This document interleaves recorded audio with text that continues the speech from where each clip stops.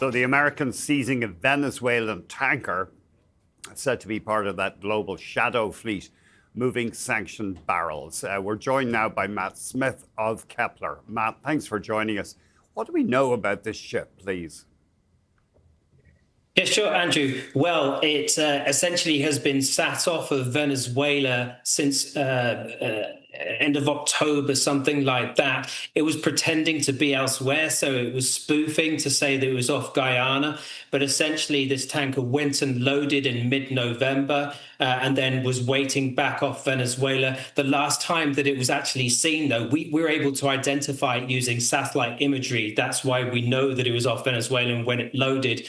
But you have this AIS transponder, which all of these tankers have switched on so that they know where other tankers are and other tankers know where they are. The last time that was seen switched on was in July. And so we know that this tanker has previously moved Iranian crude. It's again would have been loading this cargo to surreptitiously take this elsewhere. There was a ship-to-ship transfer done with the cargo, this tanker, early this week. Either way, this has piqued the U.S. interests here, and they have seized this cargo now. And I was surprised to learn it is a big ship. It's huge. So it's a VLCC, which stands for Very Large Crude Carrier, and that can hold about 2.1 million barrels. You reckon that this is arguably a smart move by the U.S.? Yes, it is, Andrew. When you consider they've brought all this naval presence off of Venezuela there, the worst case scenario would be some type of boots on the ground conflict there. But by seizing these tankers here, it would be it essentially stops the revenue for Venezuela, kind of hits them where it hurts. And so this is actually a great way here to really hit the Maduro regime. And so it's not only this one tanker, right? We've just heard in recent hours that there are more tankers that are being sanctioned. But it's not only that, it's all of these shadow fleet. We see 60% of Venezuelan crude exports moving on this shadow fleet, essentially going dark. And so, the majority of Venezuelan crude goes to China simply because of sanctions. It can't go anywhere else. China is destination of last resort, is willing to take it.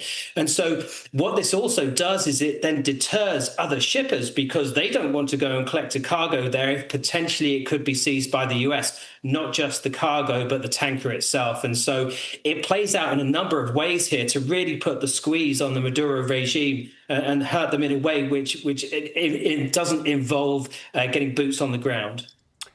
In that this could reduce the flow of oil onto the global market, mostly to China, as you say. Is it bullish for prices?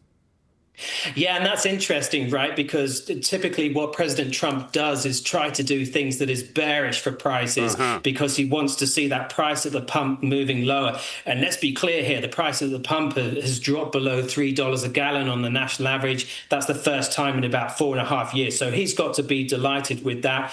But to your point, sort of 450,000 barrels a day, something like that, is moving to China here that is essentially potentially getting taken out of the market. So there is that latent bullish influence there. This is a key thing, Andrew, right, in that the general backdrop for the oil market here fundamentally is for weakness. But every time we start to see the shift towards fundamentals, we see oil markets moving lower.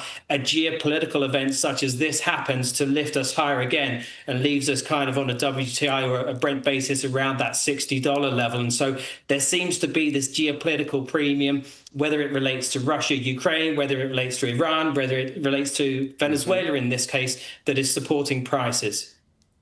So we're looking at a graph here of the massive increase in so-called oil on the water that we've seen over the past few months. Does this include these shadow ships that are sneaking around under a veil of secrecy?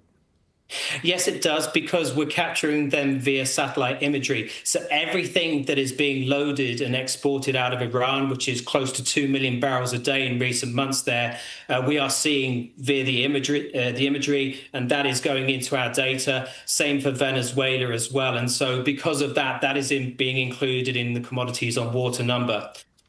Those two countries are interesting, again, because that is where a lot of this crude heads. basically all of the Iranian crude heads to China. And so we're seeing a lot of that floating offshore now, probably 60 million barrels, something like that, of Iranian crude, just waiting at the mercy of the Chinese to buy that crude and bring it onshore there.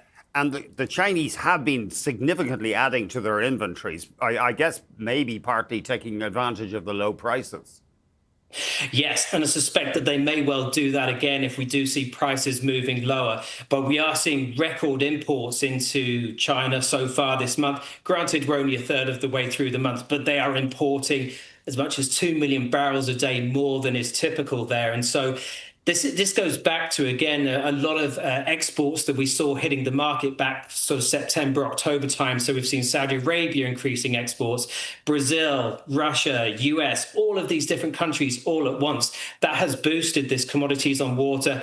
China loves a bargain, and so they're coming in and absorbing a lot of this crude and will continue to do so if we see prices drop further. And just touch on the fact that we have seen domestic gasoline prices in the United States dropping to their lowest in more than 2 or 3 years. It's interesting because, as you know, electricity bills have been climbing in the US. People aren't happy about that. So probably President Trump is doubly motivated there to keep the gasoline price down. Yeah, exactly. There's that kind of oxymoronish situation there, right, where you're seeing that natural gas price. You showed it in the last interview there. We've seen it screaming higher. It's come back down a bit, but cold start to winter has ramped that up. But just because of the demand side of the picture, driving on power prices there. Gasoline, though, yeah, dropping below $3 a gallon is a real boon for the consumer. That really appeals to Trump's base. And you've got to bear in mind as well, while the national average is just below $3 a gallon, in some states, such as Texas, it's dropped below $2.50 a gallon there. So near 5-year lows, essentially. And as we kind of move through a seasonal period here where you do see demand coming off, you see refineries coming back in December, we should expect those gasoline retail prices to gradually edge lower as we move into January here, especially if we see oil prices continuing to gradually move lower as well. Before we let you go, though, is there a comfortable consensus? Oh, there's a glut in the world oil market. Could oil stage a surprise rally in 2026? It doesn't seem likely, particularly through the first half of the year, simply because of the size of the surplus. Even if we're overestimating the surplus that is coming through, it is still going to be a large surplus anyway. So because of this, we should expect prices to be in check through at least the first half of next year.